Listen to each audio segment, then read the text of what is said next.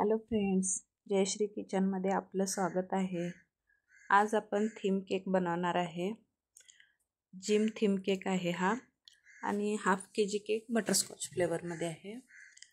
त्यामुळे मी half kg sponge हा 6 इंचाच्या टीनमध्ये vanilla premix 200 gram use करून 180 डिग्री सेल्सिअसवरती 35 मिनटं बेक करून घेतलेला आहे।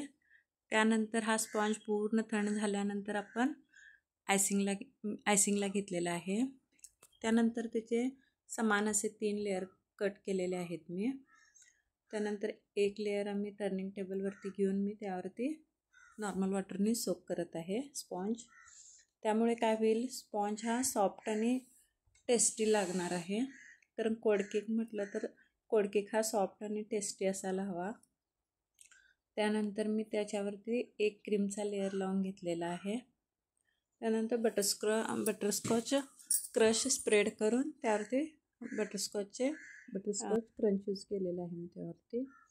त्यानंतर मी पुन्हा सेकंड लेअर ठेवून घेणार आहे।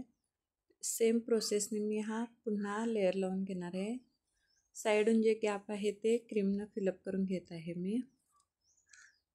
ते फिलअप करून घेतल्यानंतर पुन्हा मी नॉर्मल वॉटरने स्पॉन्ज सोक करून त्यावरती पुन्हा क्रीम आणि क्रश लावून घेणार आहे। हा केक खूप टेस्टी होणार आहे आणि हा कस्टमाइज केक आहे। केकचा फोटो कस्टमरने सेंड केलेला आहे आम्हाला, त्याप्रमाणे मी बनवत आहे हा केक। अगदी इझी आहे केक, त्यामुळे तुम्हीही बनवू शकता हा केक। थोडं ट्राय केलं की येतोय केक। त्यानंतर मी पुन्हा थर्ड लेअर लावून घेत आहे। थर्ड लेअर लावल्यानंतर पुन्हा तो थर्ड लेअरसुद्धा मी सोकिंग करून घेत आहे। आणि आपला स्पॉन्ज एकदम सॉफ्ट झालेला आहे, म्हणजे जास्त प्रमाणात सोक करायचं नाही। थोडा स्पॉन्ज हार्ड झाला की थोडं सिरप जास्त यूज करायला पाहिजे। आता आपला स्पॉन्ज एकदम अतिशय सॉफ्ट झालेला आहे, त्यामुळे मी सिरप कमी यूज करत आहे। त्यानंतर पुन्हा मी क्रमकोट करून घेत आहे, थोडीशी क्रीम यूज करून।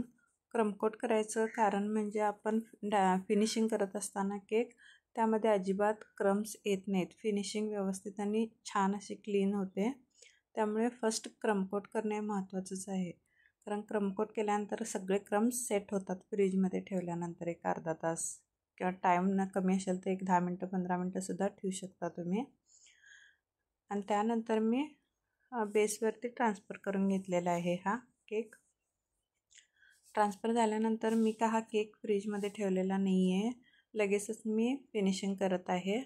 पण फ्रीजमध्ये ठेवलं की बेटर असतं, मला टाईम कमी होता त्यामुळे मी डायरेक्ट फिनिशिंग करत आहे।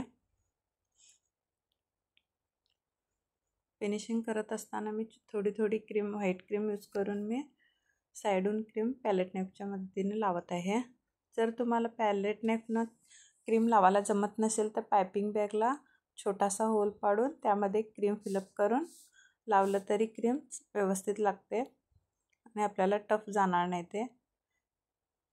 थोडी प्रॅक्टिस झाल्यानंतर मग आपण पॅलेट नाईफ यूज करू शकतो। त्यानंतर मी जे स्क्रॅपर आहे ते स्क्रॅपर घेऊन मी स्क्रॅपरने फिनिशिंग करत आहे साईडून केक। म्हणजे एक्स्ट्रा आलेली जी वरती क्रीम आहे ना ती मी काढून घेत आहे पॅलेट नाईफच्या मदतीनं। असं 3-4 वेळा साईडून वरून फिनिशिंग करत गेले ना तर छान असं फिनिशिंग होईल। थोडा वेळ लागतो फिनिशिंगला, पण फिनिशिंग छान होणं तितकंच महत्त्वाचं आहे। मी अशा पद्धतीनं मी फिनिशिंग करत आहे। सुरुवातीला बिगिनर्सना थोडं फिनिशिंग करताना टफ वाटेल, थोडं प्रॅक्टिस केल्यानंतर आपणच येते ते। छान असा सुंदर केक रेडी झाल्यानंतर मी हा केक फ्रीजमध्ये ठेवून कोल्ड करून घेतलेला आहे। त्यानंतर आता मला डिलेवरी करायचं आहे केक, त्यामुळे मी आता कस्टमर येणार आहे केक न्यायला। त्यामुळे मी आत्ता ते पूर्ण सेमी फाउंडंट आहे, त्यामुळे मी आत्ता पूर्ण फाउंडंटचे स्ट्रक्चर ठेवत आहे त्यावरती। हे अगोदरच ठेवून फ्रीजमध्ये ठेवायचं नाही, जेव्हा कस्टमर न्यायला येतो तेव्हाचे फॉन्डंट अप्लाय करायचं, कारण हा सेमी फॉन्डंट केक आहे त्यामुळे. आणि मी रेड कलरचे स्टार थोडे काढून घेतलेले आहेत ते लावत आहे. त्यानंतर एक छोटी बॉर्डर मारणार आहे खालती.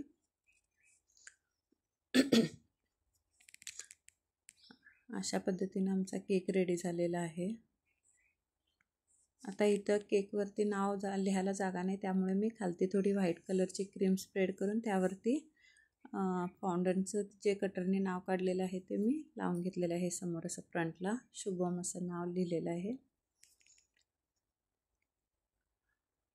त्यानंतर असा आमचा पूर्ण केक रेडी झालेला आहे. Half KG